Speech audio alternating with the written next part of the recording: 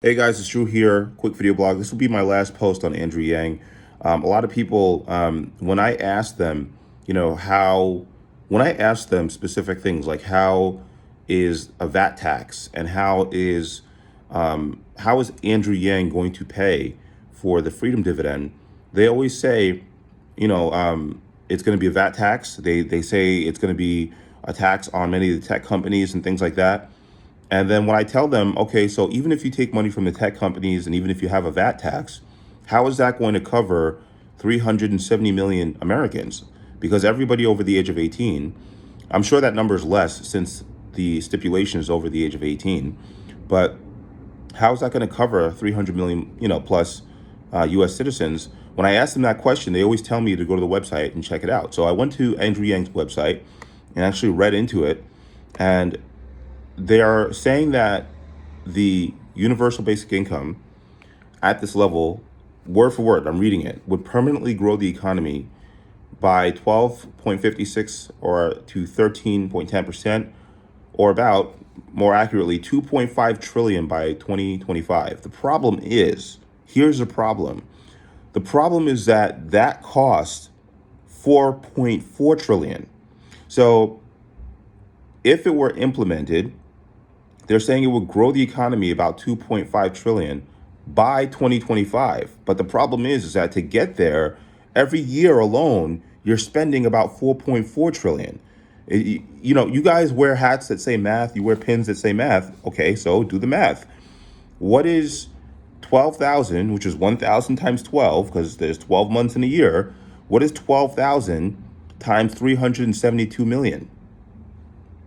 I'm using that number because 12,000 is the total amount that each human being will receive under the universal basic income or the freedom dividend, whatever it's called. And I'm multiplying it times 372 million because that is the number of people in the United States. When you do the math, you find out it comes out to about 4.4 trillion. Okay, so just 1 year, it would cost about 4.4 trillion. Okay. Now they're saying his own website is saying that by 2025 it would increase or grow the economy permanently by 2.5 trillion. Now, first of all, here's what I got to say about that. First of all, nothing permanently grows. And permanently grow the economy? No, there's no such thing as permanent growth in an economy. There's no such thing as that. There's no such thing as permanent growth. There's ups and there's downs.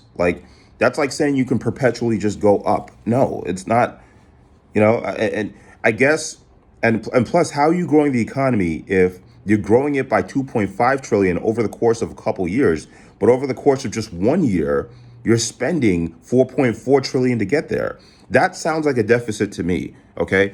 So I'm not even trying to be a smartass. I'm just saying, okay, so the Yang supporters told me to go and look up the information. I'm looking up the information, and I already have questions in my head that the website's not answering. I'm sorry. So I'm on the website, and all the quotes, by the way, they said oh, Elon Musk supports this. Milton Friedman supports. Elon Musk says that he said that this probably will happen. It doesn't mean that he supports it himself.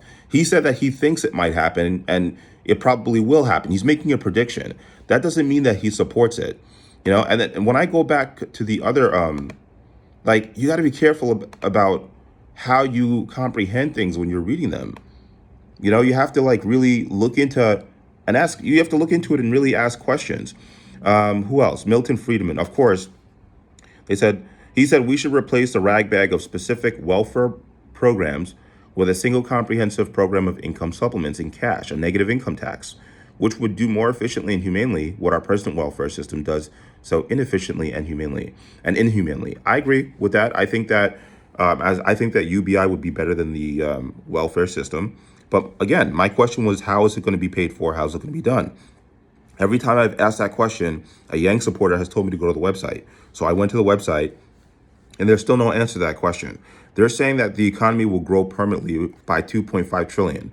That is a sentence that should stand out to you because nothing ever permanently grows. Okay, there's always a setback. There's always a downturn eventually. Nothing ever permanently grows. So that sentence alone should just throw up a red flag in your face. Then the second thing is the number 2.5 trillion over the course of time to 2025. We're in 2019 right now. So if he implemented it, it would take 5 years to get there. Meanwhile, it would take just 1 year to spend 4.4 trillion. That's a deficit. I don't care what you say, that's a deficit. That's not growth. That's the opposite of growth. So it's funny because like you all wear math hats, but you're not doing the math apparently, because you would have noticed that that's a deficit.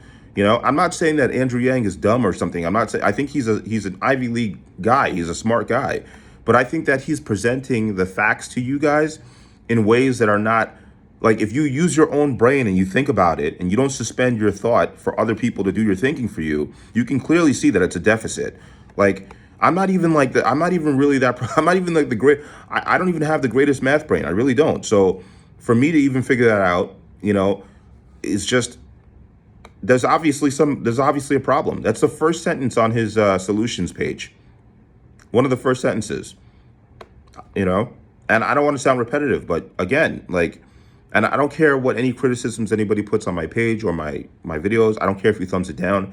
It doesn't matter. I'm saying to you, not only if he did get in, let's say he did get in and he wanted to implement this, the information on his page states that it would take 5 years to have quote unquote permanent growth, or about 2.5 trillion by 2025. But it would only take a year. If you're doing the math, 12,000 times every US citizen gets you 4.4 trillion. So you're spending that in a year and you're operating at a deficit. I don't know how anybody can't see that or come to that conclusion. When I click learn more about universal basic income, all right, takes me to a video. What is a freedom dividend? Okay, so we open that up. Freedom dividend is a UBI. Okay, well, we've already gone over how that's a deficit. So he says why he wants to implement it. I think that the reasons why he wants to implement it are genuine. I think they're intelligent. How would we pay for it? Okay, so they're saying a VAT value added tax of 10%. Current welfare and social program beneficiaries would be given a choice. Now, even at a VAT tax, you're still not going to come up with the money to be able to fund that many people, $12,000 a year. You're just not going to come up with it. Current spending, we spend between on welfare. Okay, so this reduces the cost of the freedom dividend because already receiving benefits would have a choice between keeping their current benefits and the 1,000 that would not receive both. I still think it's an expensive plan. Like, that plan alone costs 4.4 trillion. Just to put it in perspective, I don't even believe that our government collects that much in taxes. I think our government collects about 2 to 3 trillion. I mean, with all they collect now. So you're saying that a value added tax of 10% will cover that? I don't think so. And you said a VAT at half the European level will generate 800 billion in new revenue. A VAT will become more important as technology improves because you cannot collect income tax from robots or software. I understand. I get that. But so now that we've kind of like, I've looked at the numbers, and so now that I've looked at the facts, it is better than welfare for people. It's a lot more humane than welfare. But I also still think that this skips over, like, I think a lot of people who are pushing this thing, they don't realize, like, they believe that they're going to live in this utopia one day of billionaires and the government working for them. And I'm just skeptical. I'm not saying that I'm skeptical because, like, that's just not how power works. Like, powerful people don't work for the powerless. You know what I mean? Like, sure, I mean, you could have a benevolent leader. You could have, maybe even Andrew Yang would be that leader, right? So you could have a benevolent leader that, runs the system correctly, makes the distributions or the contributions correctly, distributes the proceeds from the VAT tax correctly, doesn't commission the robots to kill its citizens or whatever, whatever way you're looking at this. You could have a benevolent leader that runs it properly. My problem with this is that it centralizes too much power into the U.S. government and into politicians. It places your prosperity, and you'll be eating hand to mouth from the government basically for your $1,000 a month. And if you refuse it, you refuse it. I get it. I understand that. But I think that there's issues with the math. And I think there's issues with the understanding of human nature. Like, people think that this will eliminate crime or will eliminate greed. I don't think so, because we already live in one of the most prosperous countries in the history of the world, and crime and greed still always exist. I mean, every nation that has ballooned to having great prosperity has still had crime. There's never going to be a society that human beings live in where there's absolutely zero crime. There's never. It's like saying I want to eliminate greed. I want to eliminate anger. I want to eliminate love. I want to eliminate sadness. I want to. You can't eliminate these things unless you eliminate the human beings themselves, because these emotions and these things and these ways of operating and these ways of thinking come from human beings themselves. So you can't just eliminate it by just, proposing, very good sounding economic policies. You can reduce it. You can kind of keep it at bay by providing certain platforms, but you will never totally eliminate it. So there's never going to be, I just don't believe that there's ever going to be a utopia where billionaires, robots, VAT tax, and all this other stuff that Andrew Yang is proposing work for the benefit of human beings. I believe that even if it's used properly by him, what stops the next guy that gets in from abusing this? Because now they have all the power. It's like, at that point, they have control of the robots. They have control of what everybody's receiving monthly. It's like, I still think that as a human being, you should still prioritize microeconomics in your own financial personal progression.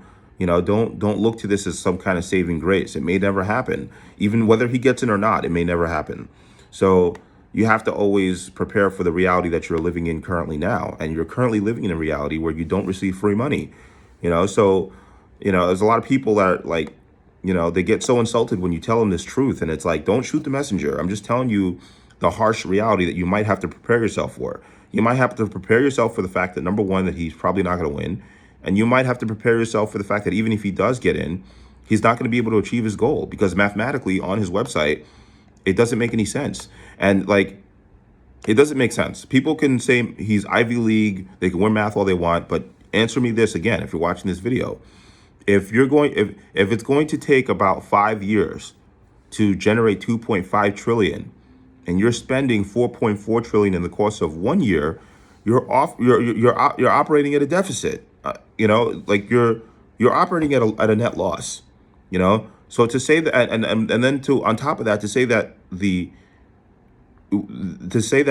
any strategic move would permanently grow the economy is nonsense. Economies do not permanently grow. They don't permanently grow. It's like saying like a stock will permanently grow. No, the general trend can be growth, but they could be also loss. Within that general trend line, there's loss, there's setbacks. There's no such thing as permanent growth when it comes to economics. There's no such thing. And we're also talking about the numbers. They just don't make any sense. They don't make any sense. I think the intentions are good. I think what he wants is good, but I think that this is a system that could easily be abused by the next person that gets in. You give up too much as an individual. You give up too much control and too much power. You place too much reliance on the government. It's like, all jokes aside, or maybe heading towards the realm of jokes, like when Andrew Yang was like squeezing, he was squeezing whipped cream into a follower's mouth, and the guy was on his knees. I thought it was pretty symbolic. Not of him, but of the kind of government-citizen relationship that we'll have if stuff like this passes. It all sounds very good, like legalize marijuana, Medicare for all, and all this like stuff. And outside of myself, I don't think I would benefit from any of his. I don't think I'd benefit from any of his policies, but it all sounds good. Like, it's all the, he's toeing the line. Combat climate change, freedom dividend, human-centered capitalism. These are headlines that sound good. They sound great. They sound wonderful, but it's the implementation of them, and how effective he would be at implementing them. And the numbers themselves in the beginning, they just don't make any sense. So if you want to comment on this video, please let me know how you think that this would work. How do you think it would work if if the program, if the freedom dividend program cost 4.4 trillion a year, and it takes about 5 years to generate actual return of 2.5 trillion in permanent growth, permanent quote unquote, then how is that a gain? Like that's operating at a deficit. That's operating at a loss. So anyway, feel free to enlighten me. Peace.